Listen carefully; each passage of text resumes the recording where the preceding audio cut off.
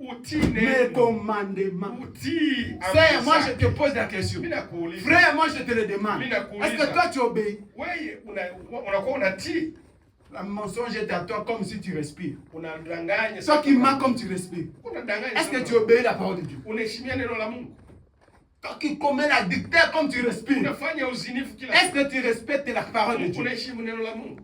Continuez, frère. Verset 16.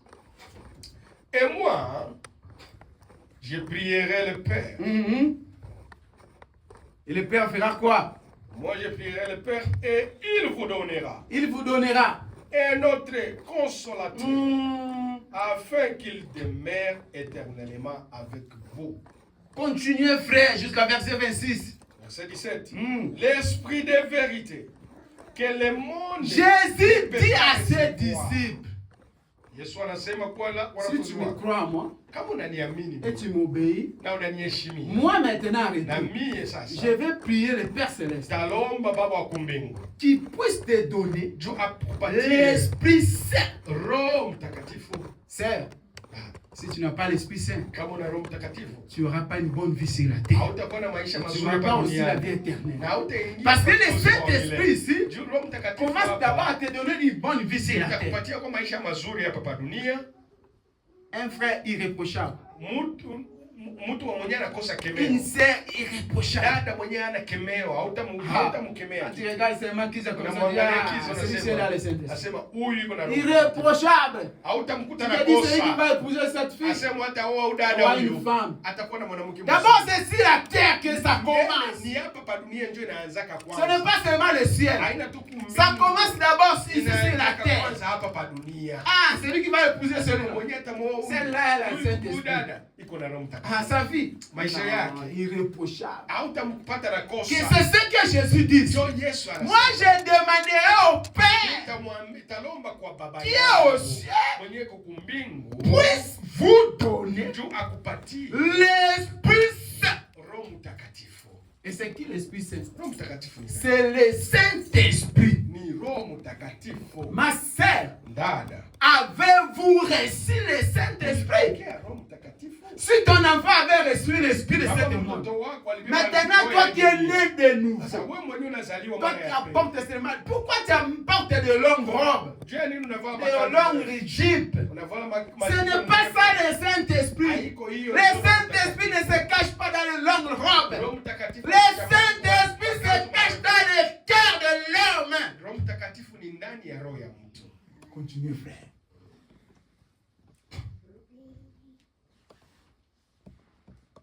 Parce que il ne les voit point et ne les connaît point. Mais vous les connaissez, car il demeure avec vous et il sera en vous. Je ne vous laisserai pas orphelin. Non. Je viendrai à vous. Amen. Encore un peu de temps. Et le monde ne me verra plus. Mais vous me verrez. Jésus dit. Encore un petit temps. Le monde ne me verra pas. Mais vous me verrez. À travers quoi nous pouvons voir Jésus? C'est à travers l'Esprit Saint. Et qui est l'Esprit Saint?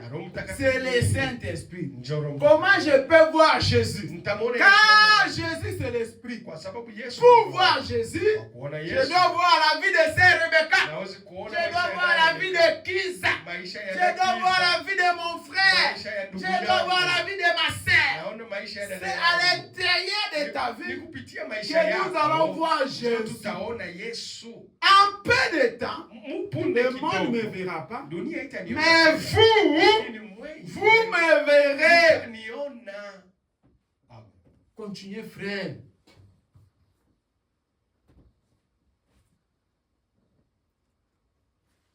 Car je vis et vous vivrez aussi. À ce jour-là, vous connaîtrez que je suis à mon Père et que vous êtes à moi et que je suis en vous. Celui qui me connaît, celui qui a mes commandements et qui les garde, c'est celui qui aime et c'est celui qui m'aime. Et celui qui m'aime sera aimé de mon Père.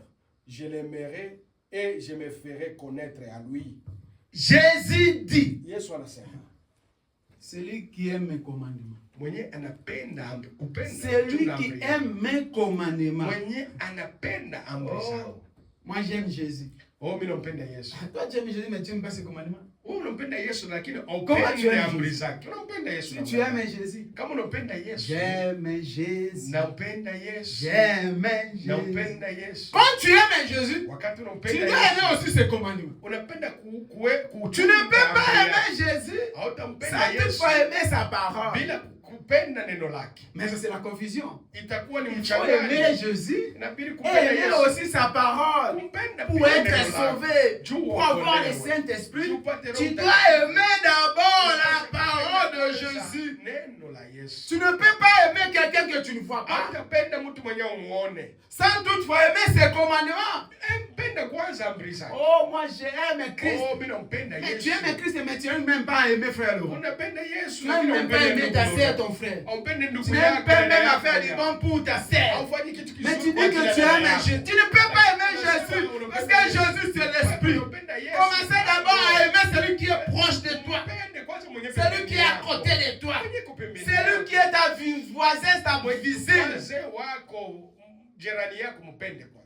Quand tu l'aimes, tu aimes ta soeur, tu aimes ton frère, c'est à ce moment-là que tu aimes Jésus.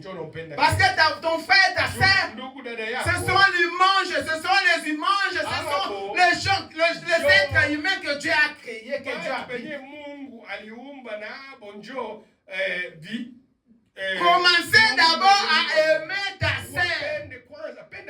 Commencez d'abord à aimer ton frère. Ne fais pas d'abord du mal à ton frère. Ne fais pas d'abord du mal à ta sœur. C'est à ce moment-là que tu vas dire que j'aime Jésus. Tu ne peux pas aimer Jésus si tu ne respectes pas ses commandements. Tu ne peux pas aimer Jésus si tu ne respectes pas sa parole. Mais pour aimer Jésus, il faut avoir son esprit. Et qui est son esprit? C'est le Saint-Esprit. Parce que quand tu as le Saint-Esprit dans ton cœur, c'est à ce moment-là que tu n'auras pas le désir de faire du mal à ton voisin. Continuez, frère.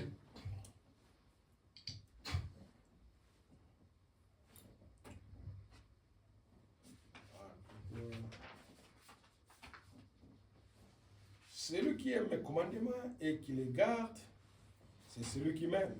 Et celui qui m'aime sera aimé de mon Père. Et je l'aimerai et je me ferai connaître à lui. Judas, non pas l'Iscariote, lui dit, Seigneur, d'où vient que tu te feras connaître et nous, et non au monde?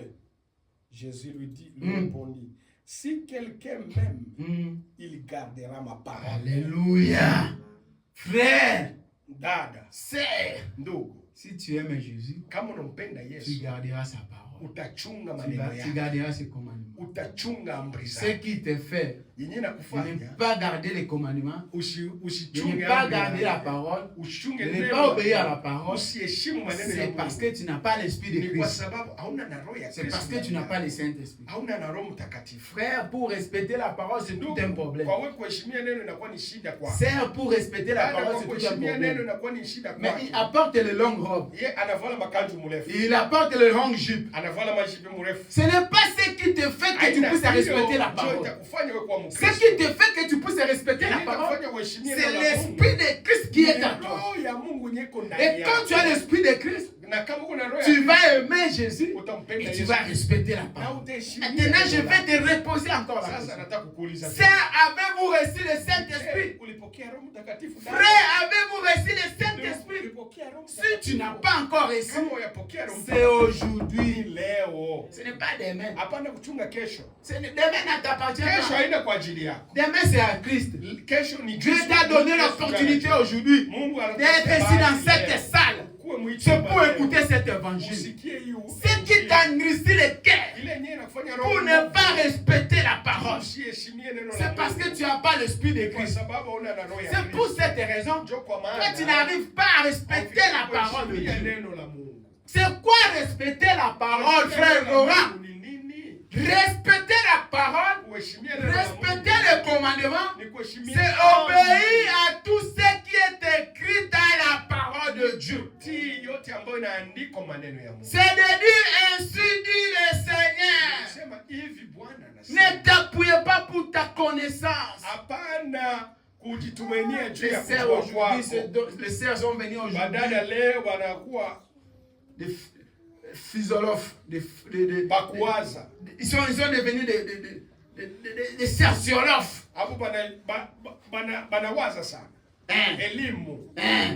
Les sœurs sont devenus aujourd'hui plus connaissance même que les frères. Les sœurs aujourd'hui connaissent même plus que les frères. Ne t'appuyez pas sur ta propre connaissance. Ta connaissance va te tuer, ma sœur. Ça fait rien. Même si je ne fais pas ça. Si je mens, ça fait rien. Surtout le mensonge. Le mensonge est devenu une vie pour les sœurs. Est devenu une vie pour les chrétiens. Le mensonge est devenu la nourriture pour les enfants de Dieu. Tu n'as pas le Saint-Esprit, c'est pour cela que tu mens. Tu mens parce que tu n'as pas le Saint-Esprit. Le Saint-Esprit n'habite pas dans un corps qui vit dans le mensonge. Tu mens comme il respire. Vous allez écouter Frère Branham et dire. Écoutez Frère Branham. Cet matin, cherchez à avoir le Saint-Esprit. Je t'ai expliqué comment tu peux savoir que tu as le Saint-Esprit. Je t'ai dit comment tu peux sentir la présence de l'Esprit de Dieu dans toi. C'est lui qui t'empêche de faire du mal. C'est lui qui t'interpelle de commettre du mal. C'est lui qui te reproche pourquoi tu veux faire du mal. C'est l'esprit-là qui s'appelle l'Esprit de Dieu. Et cet Esprit de Dieu s'appelle le Saint-Esprit.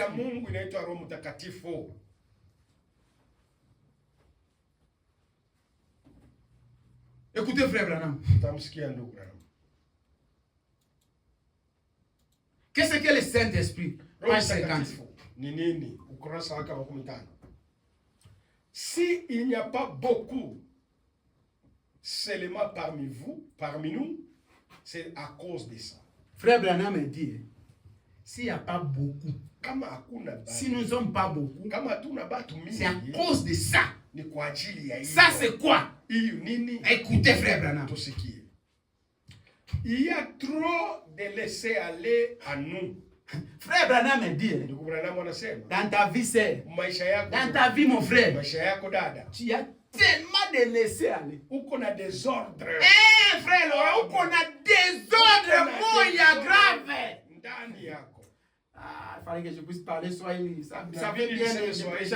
Où qu'on a des ordres, moya. Des ordres sana. C'est dada.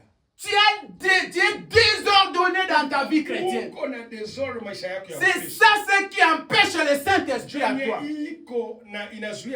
C'est désordonné dans sa vie spirituelle. La vie spirituelle, la vie d'un chrétien, c'est une vie qui est organisée, qui marche avec des principes. Mais ce frère Branham me dit, ce qui nous arrive, c'est parce que nous sommes désordres. C'est désorganisé. Frère, désorganisé. Ma sœur, organisez ta vie chrétienne. Reçois l'Esprit de Christ. Soyez baptisé du Saint-Esprit. Marchez dans la crainte de Dieu. Ta vie est tellement désordre. Écoutez ce que Frère Branham est en train de dire. Quand l'inspecteur fait son examen, quand l'inspecteur, c'est quoi qui l'inspecteur? L'inspecteur dans la vie d'un chrétien, c'est le Saint-Esprit. Amen. L'inspecteur dans ta vie, ma soeur, mon frère, c'est le Saint-Esprit. Quand l'inspecteur vient pour inspecter ta maison, qui est ta vie, il trouve tellement du désordre. Et il ne peut pas te sceller du Saint-Esprit. Alléluia. Il ne peut pas. Parce qu'il trouve du désordre.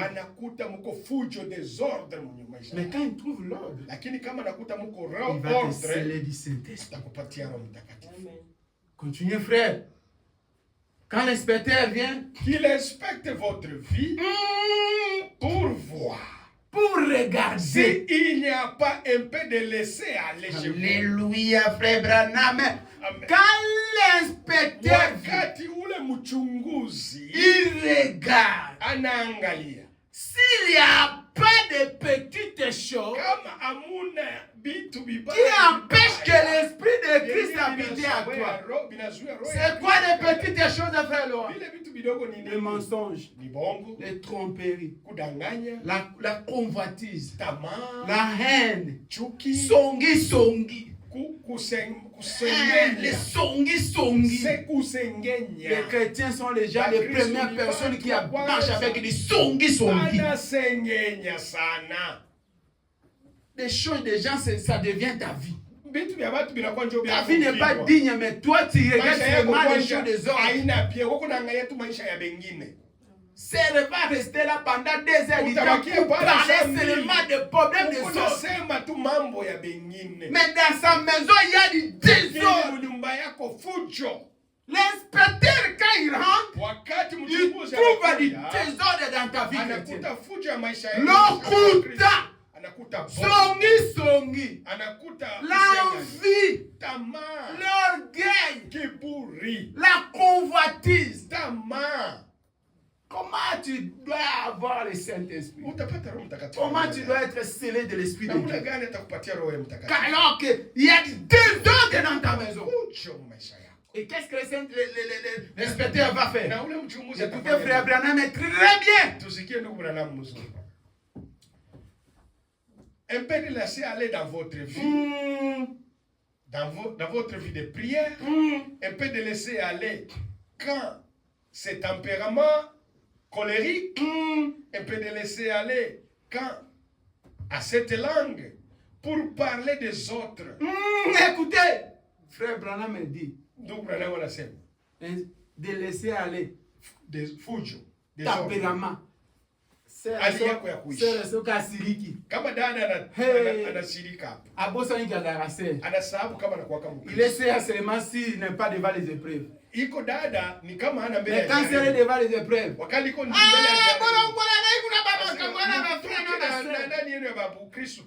donc toi tu essaies seulement quand tout est bien.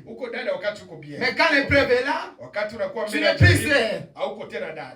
Donc quand tu es monté, quand le diable de la colère vient en toi, on oublie directement que celui-ci c'est notre Seigneur qui écoute avec nous la parole de Christ. On oublie.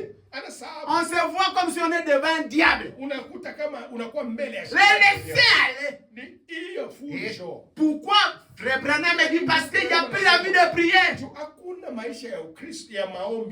Si elle peut faire toute la journée, ça toute la journée. Depuis qu'il s'est réveillé, il est allé chercher des dollars. Il retourne à la maison jusqu'à dormir, juste fatigué. Mais il avait le temps de regarder la télé. Il avait le temps de parler de problèmes des autres. Il avait le temps de prendre son téléphone pour appeler pour Tonga. Mais il n'avait pas le temps pour laisser aller. Frère, tu n'as pas l'Esprit de Dieu en toi. Tu n'as pas le Saint-Esprit en toi. Parce qu'il y a de laisser aller à toi. Trop de laisser aller, ma soeur. Ça t'éloigne de Christ. Il n'y a pas la vie de prière. Et comment tu veux que l'Esprit de Dieu puisse venir se sceller en toi? Et tu dis que je vais aller au ciel. Parce que tu es ça. Parce que tu portes les rangs grands. Parce que tu viens à l'église.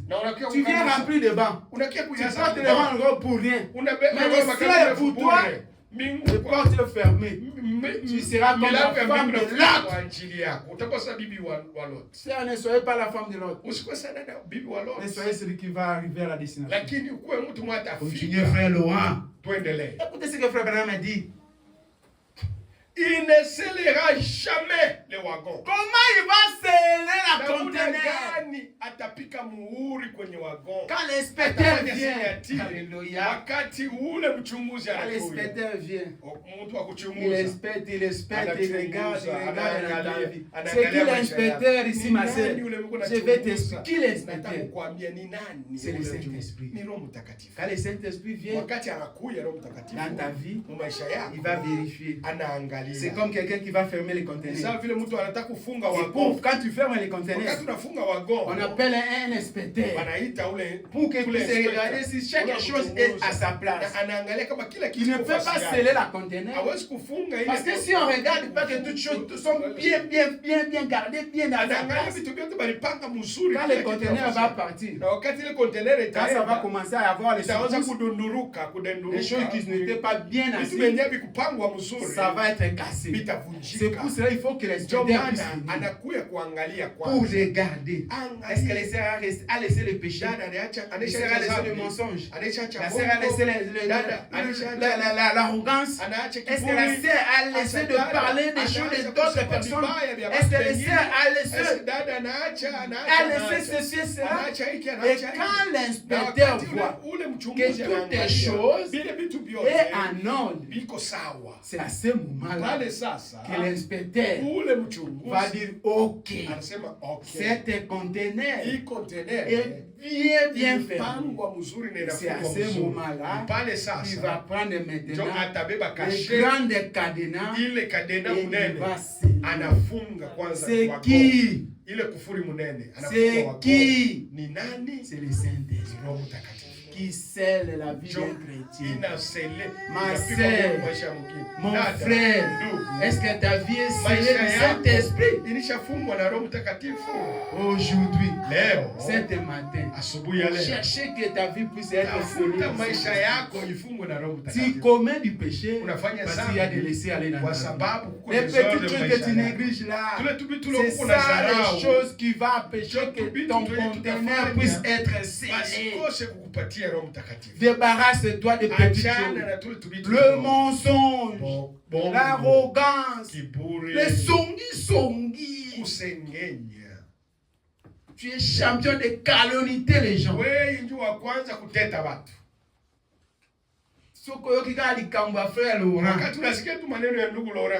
Avant même que les gens puissent se savoir, c'est toi qui vas faire la communication dans toute l'Amérique. Ça ne t'appartient pas. Ça ne te regarde pas. Ton conteneur n'est pas scellé. Parce qu'il y a des petites choses qui empêchent le Saint-Esprit de sceller ta vie. C'est pour cela que tu n'as pas l'Esprit de Dieu. Cet matin, frères et sœurs, cherchez à avoir le Saint-Esprit. Avez-vous reçu le Saint-Esprit quand tu avais écrit? Je ne crois pas que tu avais reçu le Saint-Esprit quand tu as écrit le message. Mais cet message aujourd'hui est venu pour toi. Frères, sœurs, cherchez à avoir l'Esprit de Dieu. Et ton conteneur sera scellé. Quand les épreuves viendront, quand le problème viendra, quand les tempêtes viendront dans le conteneur, que ça commence à bouger, l'inspecteur entrait déjà dans le conteneur. Tout était bien assis. Il n'y a aucune chose qui sera bougée. Et tu seras toujours scellé jusqu'à la destination. C'est quoi notre destination? C'est la vie éternelle. C'est l'éternité. Tout ce qui t'empêche de vivre correctement la parole de Dieu, c'est diable, ce sont des petites choses que tu négliges. Aujourd'hui, cherchez à voir les Saint-Esprit. Écoutez, frère Branham. Des habitudes sales. Les habitudes sales. Des choses dégoûtantes. Des choses dégoûtantes. Quand tu vois ça seulement comme ça, des habitudes sales. Tabia mbaya. C'est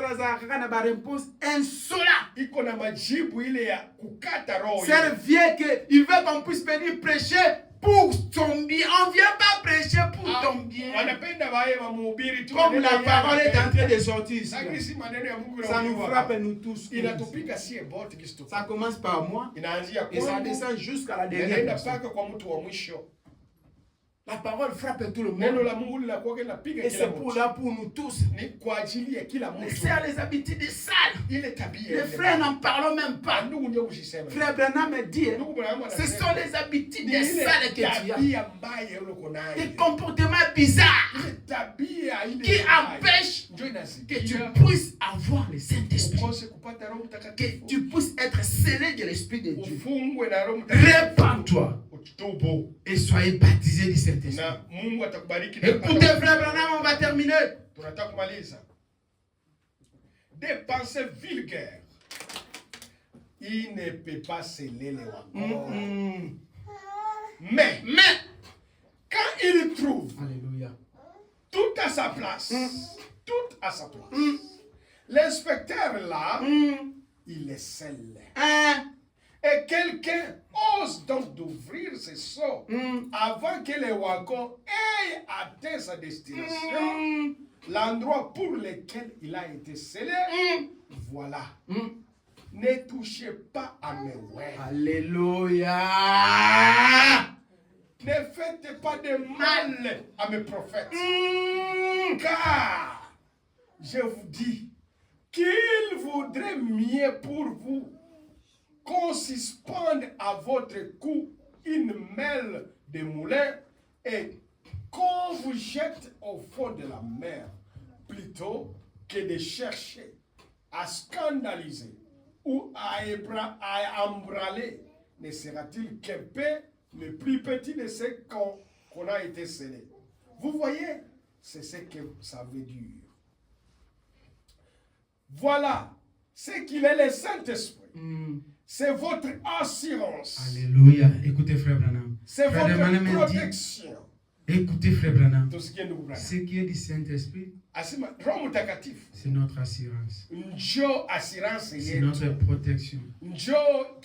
Pourquoi le Saint-Esprit doit être notre assurance? Pourquoi le Saint-Esprit doit être notre assurance, notre protection? Parce que quand tu seras devant les épreuves, quand le péché viendra dans ta vie, quand les problèmes viendront, quand tu n'arriveras plus à vivre la parole, quand tu seras fatigué, quand tu seras désespéré, c'est là où le Saint-Esprit sera. C'est ça la cause d'avoir le Saint-Esprit. C'est ça le but d'avoir l'Esprit de Dieu.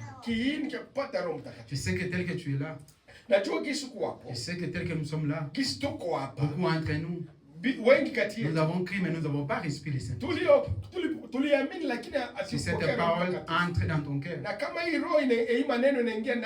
cherchez à avoir le Saint-Esprit pour avoir la vie éternelle. Que Dieu vous bénisse.